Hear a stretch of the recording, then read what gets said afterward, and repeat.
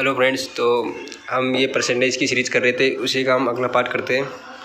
तो आज हम पढ़ेंगे कि जिसमें पास या फेल का क्वेश्चन दिए होते हैं, ठीक है, तो उसकी क्वेश्चन पढ़ेंगे, ठीक है। तो इन क्वेश्चनों को सॉल्व करने के लिए मैं आपको बताता हूँ कि कैसे करते हैं, ठीक है। तो पहला क्वेश्चन देखते हैं। ये राम और लक्ष्मण एक परीक्षा में बैठे हैं। यदि उन दोनों के प्राप्तकों में 60 का अंतर है। उन दोनों के प्राप्तकों में 60 का अंतर है और तथा ये अंतर 30% के बराबर है, तो परीक्षा में अधिकतम अंक कितने का है, ठीक है। तो अपने को ये फाइंड करना है। तो इस क्वेश्चन में ऐसे करते हैं, जैसे मैंने माना कि ये राम है और ये लक्ष्मण है, ठीक है। तो जैसे एक परीक्षा इसमें क्या होगा, 100% अंक होंगे, ठीक है। जैसे मान ली ये 100%, ये 100%, ठीक है। तो मैंने माना कि राम को कितने मिले, x मान लिया, ठीक है। और लक्ष्मण को कितने मिले, 100 में से y, ठीक है। अब बोल रहा है कि इन दोनों का अंतर 60 है, ठीक है। x माइनस वाई का अंतर कितना दिया अपने को, 60, ठीक है, ठीक है। और ये 60 किसके बराबर दिया है, ये अंतर 30% के बराबर, ठीक है, ठीक है। अब देखो, अब ये देखो यहाँ पे 100% है, 100%, तो टोटल तो 200% हुआ ना। पर देखो पेपर हुआ, पेपर कितने का होगा, पेपर तो 100% का होगा, मतलब दोनों को मिलाएगी 200% होगा, ठीक है।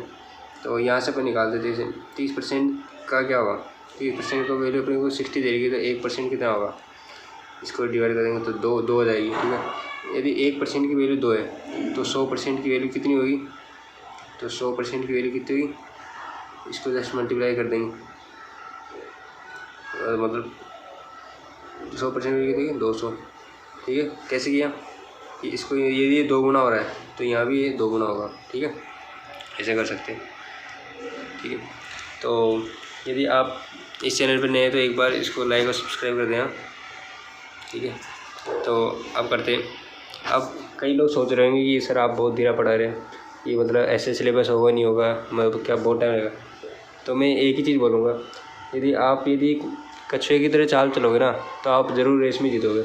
यदि आप मतलब खरगोश की तरह चलोगे ना, तो मतलब आप बीच में थक जाओगे, तो फिर मज़ा नहीं आएगा। मतलब धीरे धीरे पढ़ने में बहुत मज़ा आता है, मतलब। और डेली का एक कॉन्सेप्ट क्लियर करो, टारगेट बेस्ड स्टडी करो, कि जिससे आपके क्या टारगेट कंप्लीट हो और आपको मतलब चीज़ें समझ में आए। क्योंकि आप जल्दी जल्दी पढ़ोगे तो आप भूल जाओगे चीज़ें, ठीक है। तो चलो आज का ये फिर नेक्स्ट क्वेश्चन करते हैं। सेकंड क्वेश्चन जैसे दिया है, एक छात्र को एक परीक्षा में पास होने के लिए 38% अंक प्राप्त करने थे, ठीक है, परंतु उसने 30% अंक प्राप्त किए, ठीक है। जैसे मान लो 38% अंक चाहिए थे पासिंग मार्क्स, ठीक है, पर उसने प्राप्त किए थे 30%, ठीक है। तो वह 12 अंकों से फेल हो गया, 12 अंकों से फेल हो, जैसे तो कितने परसेंट अंक कम कर लाया, मतलब 38% पास होने के लिए 30% लाया हो, मतलब 8% अंक कम लाया, ठीक है। तो अपन क्या लेंगे, 8% की वैल्यू कितनी देर की, 12 देर की, ठीक है। अब देखो सोचने की मतलब मैं कैसे करता हूँ। जैसे 8 से 12 कैसे बना होगा, ये क्या होगा, 1.5 गुना होगा, 1.5 गुना होगा ना, ठीक है। तो फिर यदि 8% की वैल्यू ये, तो पूर्णांक कितने का होता है, हमेशा पता है 100% का होता है, तो 100% का होता है। तो ये भी जैसे उधर ऊपर वाला 1.5 गुना हो रहा है, तो ये भी 1.5 गुना होगा, ठीक है। तो ये कितना होगा, 150, ठीक है। मतलब ये होती है मतलब थिंकिंग एबिलिटी, मतलब कि कैसे क्वेश्चन को सोचना है, ठीक है। करने में तो मैं ऐसे भी कर सकता था, जैसे देखो कि जैसे 8% की वैल्यू कितनी देरी की है, 8% की वैल्यू दी है 12, ठीक है। यहाँ से मैं 1% की वैल्यू निकालूंगा, तो 12/8, ठीक है। और अपने क्या पूर्णांक बताने, पूर्णांक कितने का है, 100% का, ठीक है। तो 100% का करूँगा 12/8 × 100, ठीक है। तो इससे निकालूंगा तभी 150 आएगा अपना, ठीक है। मतलब वो थिंकिंग एबिलिटी है, मतलब आप अपने आप बन जाएगी। क्वेश्चन को देखते हैं, जैसे 8% के लिए ये 12 दिए, तो मतलब ये 1.5 गुना होगा, तो 100% दिए तो 100 का भी 1.5 गुना करेंगे, तो क्या होगा, 150, ठीक है। तो ये थी थिंकिंग एबिलिटी, मतलब सोचने की प्रवृत्ति बढ़ जाएगी, ठीक है अपनी, मतलब ऐसे क्वेश्चन करेंगे, ठीक है। चलो नेक्स्ट क्वेश्चन करते हैं। जैसे किसी परीक्षा में एक छात्र 28% अंक प्राप्त करता है तथा 14% अंकों से उत्तीर्ण हो जाता है, ठीक है। और उसी परीक्षा में एक अन्य छात्र 32% अंक प्राप्त करता है तथा वो उत्तीर्णांक से 18 अंक अधिक प्राप्त करता है, तो परीक्षा का पूर्णांक व उत्तीर्णांक बताना है, ठीक है। तो इस क्वेश्चन को अपन कैसे करते हैं, देखो इन जब भी ये क्वेश्चन दिया होता है ना, जैसे मान लो कि किसी छात्र ने इतने % अंक प्राप्त किए और वो इतने से फेल हो गया, और फिर किसी दूसरे को और देगा कि वो इतने % अंक प्राप्त किए और वो इतने से फेल या पास हो गया। तो इस क्वेश्चन में हम कैसे करते हैं कि हम पासिंग मार्क्स होते हैं ना, तो पासिंग मार्क्स तो सब सेम होंगे, मतलब कि जैसे वो लड़का लाएगा तो पासिंग मार्क्स को हम इक्वल बनाते हैं, ठीक है। तो जैसे मान लें पहले छात्र के लिए 28% अंक प्राप्त किया, पहले छात्र ने कितना प्राप्त किया, 28% अंक प्राप्त किया, तो वो कितने, तो 14 अंकों से अंतिम हो गया। अब देखो 14 अंकों से फेल हो गया, अब उसको पास करा देते हैं, तो 14 अंक उसमें जोड़ देते, ठीक है ना। अरे ठीक है, अब दूसरे छात्र के उसी परीक्षा में एक अन्य छात्र ने 32% अंक प्राप्त किए, 32% अंक प्राप्त किए, तो वो क्या 18 अंक ज़्यादा लेके आ गया, मतलब पास हो गए पर 18 अंक और ज़्यादा है, तो 32% है, ठीक है। तो इसमें से मैं 18 घटा दूंगा, तो ये अपनी क्या पासिंग मार्क्स आ जाएंगे, मतलब ये पासिंग मार्क्स, तो दोनों इक्वल है, ठीक है। जैसे मान लो जैसे अपन बोर्ड परीक्षा में होता है, जैसे 33% मिनिमम पासिंग मार्क्स चाहिए, या फिर किसी में अलग होता था रूल, तो हमारे 36% चाहिए, या फिर किसी के 40% भी लगते हैं, मतलब अलग अलग बोर्ड के अलग अलग नियम है, ठीक है। तो इसी हिसाब से देखते हैं, ठीक है। तो ये पासिंग मार्क्स, तो इधर के पासिंग मार्क्स तो सेम हो गया, ठीक है। तो इसको सोल्व करेंगे, जैसे 32 और ये 28 और 32 है, तो इसको इधर ले जाएंगे, तो इधर ही आएगा 4%, ठीक है। तो इसको उधर ले जाएंगे, 18 को दूसरी तरफ ले जाएंगे, तो यहाँ से क्या आएगा 18 और 14 32, ठीक है। अब देखो वही थिंकिंग एबिलिटी अपने को सोचनी है, ठीक है। तो इसमें यदि पूर्णांक बताना है तो अपन क्या करेंगे, जैसे ये कितना गुना आ रहा है, 8 गुना, ठीक है। 4 से कितना, 4 8 32 होता है ना, तो अपना 100% निकालना है, मतलब 100 पूर्णांक 100% होगा, तो कितना होगा 8 गुना होगा, ठीक है। 8 गुना कितना होगा 800, ठीक है। तो इसको ऐसे करेंगे, ठीक है। अब इसी में ये पूछा, ये तो होगा मतलब टोटल पूर्णांक, ठीक है। यदि इसमें ये पूछ रहा है कि उत्तीर्णांक मार्क्स कितने हैं, उत्तीर्णांक मतलब पासिंग मार्क्स कितने हैं, ठीक है।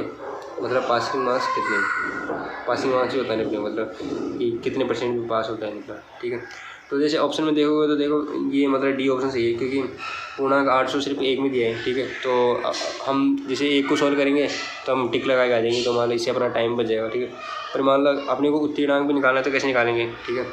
तो देखो पहले क्या दिया था 14%, वो क्या 28% अंक ला रहा था, ठीक है। 28% अंक ला रहा था, और कितने से फेल हो रहा था वो 14 से, ठीक है। ये अपना क्या है पासिंग मार्क्स, ठीक है। इसी की तो वैल्यू निकालनी है, ठीक है। तो अपन ने देखो जैसे मैंने बताया था अभी ये पहले सोल्व किया था, तो 1% की वैल्यू कितनी आ रही थी 8 आ रही थी, ठीक है। जब भी तो 100% की वैल्यू 800 ही, ठीक है। तो 28% है, तो 28% कितना होगा 28 × 8, ठीक है। 1% की वैल्यू कितनी 8, ठीक है, माइनस नहीं +14, क्योंकि फेल हो रहा था इसमें ऐड कर दिया था मैं, तो +14 इसमें ऐड कर देंगे। अब इसको सोल्व कर लेंगे, तो 8 × 64 का 6, 8 दूनी 16, 16 से 22 + 14, ठीक है। तो इससे क्या आएगा अपने 238 आ जाएगा, ठीक है। तो इससे ऑप्शन अपना डी आ रहा है, ठीक है। तो ये हो गया क्वेश्चन नंबर 3, ठीक है। तो इन क्वेश्चनों में क्या करते हैं, जब भी अपने को % पासिंग मार्क्स दिया है, जैसे 2 छात्र होंगे तो एक बोलेगा कि उसने इतने % अंक प्राप्त किए और वो इतने अंकों से फेल हो गया, तो जिसमें फेल होता है तो उसमें ऐड करते हैं, क्योंकि उसको नंबर ज़्यादा देंगे जब भी तो पास होगा, ठीक है। तो हमेशा ये ध्यान रखते हैं इन क्वेश्चनों में पासिंग मार्क्स होते हैं ना, तो जैसे 2 छात्र हैं उनको इक्वल करके फिर बनाते हैं, ठीक है। अब करते हैं नेक्स्ट क्वेश्चन 4th वाला, ठीक है। जैसे एक विद्यालय में 60% छात्र अंग्रेजी के और 80% छात्र गणित में सफल होते हैं, ठीक है। और 150 छात्र दोनों विषयों में सफल होते हैं। यदि कोई छात्र दोनों में असफल नहीं होता है, ठीक है। मतलब जैसे मान लो कि 100% था, 100% में से 90% अंग्रेजी में पास हो गए, 80% विद्यार्थी गणित में पास हो गए, ठीक है। 100% था मतलब टोटल, ठीक है। अब 100 में से क्या 90% क्या हो गणित में पास हो गए, 85% इसमें हो गए, ठीक है। पर इसमें बोला है, ठीक है। तो इसका मैं आपको बता दें, ट्रिक बता देता हूँ सीधे, ठीक है। तो कभी भी ऐसे क्वेश्चन दिया हो ना, तो आप ऐसे करना कि सीधा ऐसे लिखना, मतलब कि 100 माइनस फेल, ठीक है, और इक्वल टू, जैसे मान लो अब मैं जनरल लिख लेता हूँ a + b - ab, ठीक है।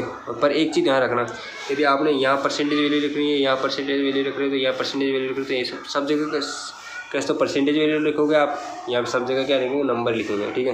तो ये चीज़ का ध्यान रखना आप, ठीक है। तो इसका बताता हूँ, जैसे ये ए का मतलब क्या है, किसी सब्जेक्ट में फिर पास हुआ, ठीक है। ये किसी सब्जेक्ट में पास हुआ, बी को दूसरा सब्जेक्ट है जिसमें पास हुआ।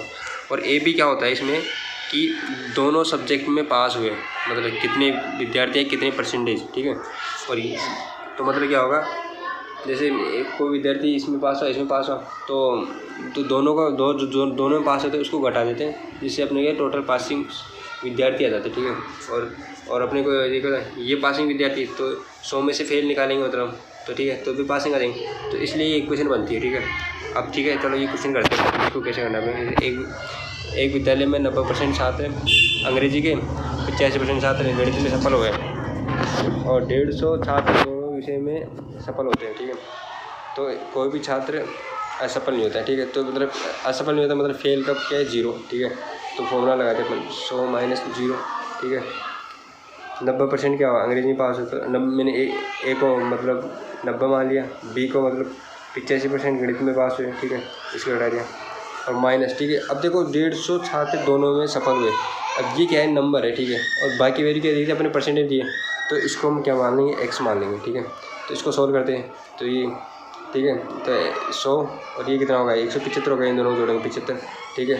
इसको दूसरी तरफ ले जाएंगे तो घट जाएगा, तो -75 आ जाएगा, -75 = -x, ये से ये कट जाएगा, ठीक है। तो x की वैल्यू कितनी है, 75। अब ठीक है, अपनी ये देखो सब वैल्यू अपन परसेंटेज में रख रहे थे, इसकी सब वैल्यू, तो ये भी क्या आएगा परसेंटेज में, मतलब ये x क्या है कि दोनों विषयों में सफल विद्यार्थी आया, ठीक है। तो दोनों विषयों में सफल विद्यार्थी की वैल्यू कितनी आई थी, 75%, ठीक है। अब 75% की वैल्यू कितनी दे रही है अपने को, 150, ठीक है। अब देखो वही ऑब्जर्वेशन करना है अपने को, ठीक है। तो अपने छात्रों की संख्या बतानी है, ठीक है। तो छात्रों की संख्या कैसे करेंगे, टोटल छात्र कितने होंगे, 100, ठीक है। किसी भी कक्षा में 100% से 100% छात्र, तो देखो ये कितना गुना है, 150 का 2 गुना 200, ठीक है। तो ऐसे ये 100 का कितना गुना है, 2, तो टोटल विद्यार्थी कितने होंगे, 200, ठीक है। जो कि ऑप्शन किसमें, अपने सी में, ठीक है। तो ऐसे करेंगे। तो आज के लिए थैंक यू, और यदि आप इस चैनल पर नए हैं तो एक बार लाइक सब्सक्राइब जरूर कर देना। तो थैंक यू।